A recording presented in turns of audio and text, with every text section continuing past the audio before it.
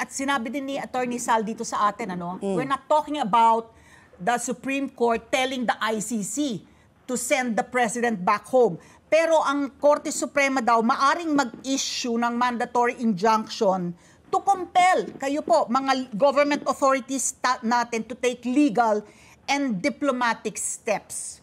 So, tama po ba yung sinabi ni ni Attorney Torreon na kayo ang maaaring manduhan? Maaring hindi niya manduhan, wala sa jurisdiction ng ICC. Pero yung mga local government authorities natin, pwedeng manduhan ng ating Korte Suprema, mandatory injunction. Pilitin kayo na gumawa ng legal at diplomatikong hakbang. Yusek. Unang-una yung mga kasong to, nakabinbin na sa Korte Suprema. Meron tayo yung rule, no? Yung rule na di kami pwede masyadong magkomento dito ngayon, ano? Siguro ang masasabi ko lang ay nakita naman, no? Yung sagot namin doon sa mga habeas corpus petitions, nandun yun sa website ng Korte Suprema, at nandun na, sinabi na namin, no? Na wala nang jurisdiction dahil nga wala na sa Pilipinas, dahil wala nang kustodiya ng dating Pangulo sa atin. So tayo, hintayin naman natin, no? Kung anong sabihin ng Supreme Court. Pero kadalasan sa mga habeas corpus petitions, kung nabigay niyo, kung gano'n yung sagot, kung wala na yung kustodya doon sa kinasuhan, at kung wala na sa Pilipinas, medyo maliwanag yun eh.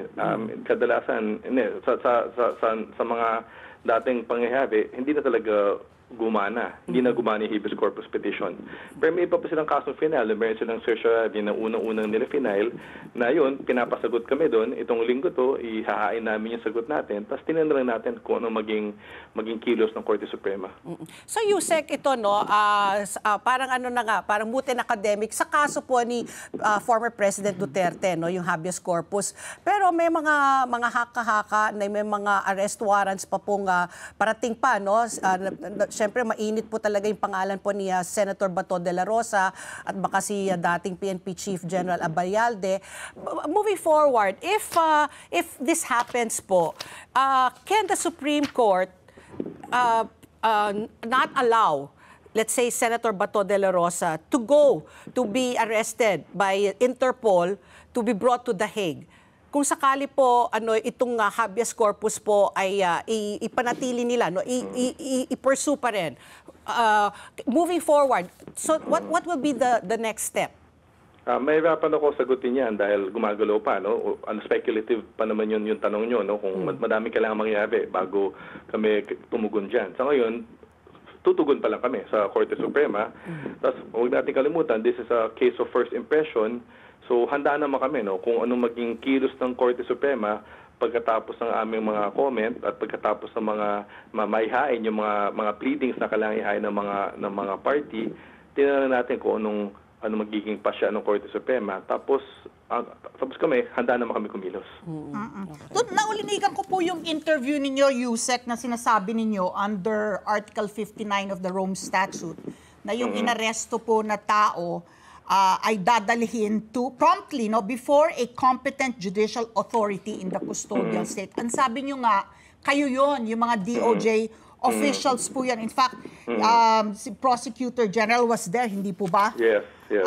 Sa present. So, yun yung kumbaga, that requirement, you were able to fulfill that requirement, meron po bang jurisprudence? Kasi kini-question din yun hindi po ba? Bago tayo pumunta doon, hindi naman tayo sakop ng requirement na yan. Pero tayo, nagmagandang loob ng tayo, sumunod na tayo sa mga protocol ng ICC. Pero kumbaga, hindi tayo sakop yan dahil matagal na tayong lumabas sa ICC, At yung mga abogado mismo ni PRRD, sila nagsasabi na hindi sila sakop ng ICC. Kaya nakakapagtaka, kung bakit ngayon, ginagamit talaga itong Article 59. Pangalawa, meron talagang jurisprudence May kaso mismo doon sa ICC, yung kaso ng Prosecutor versus Ongwen, kung saan si Ongwen, isang African warlord, bago siya dinala sa ICC, ay pinisenta siya sa Prosecutor General ng isang bansa doon sa Africa. Tapos, isang oras lang yata, isang oras pa lang lumipas, diniretso na siya sa ICC.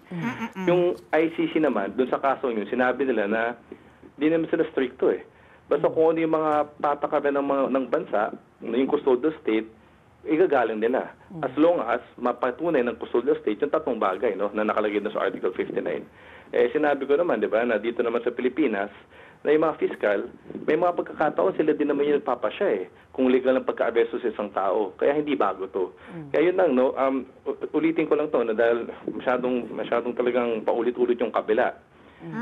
Hindi tayo sakop ng Article 59, ngunit tayo ng magandang loob, at kahit within Article 59, compliant tayo dahil nga may precedent sa ICC. Let's get together.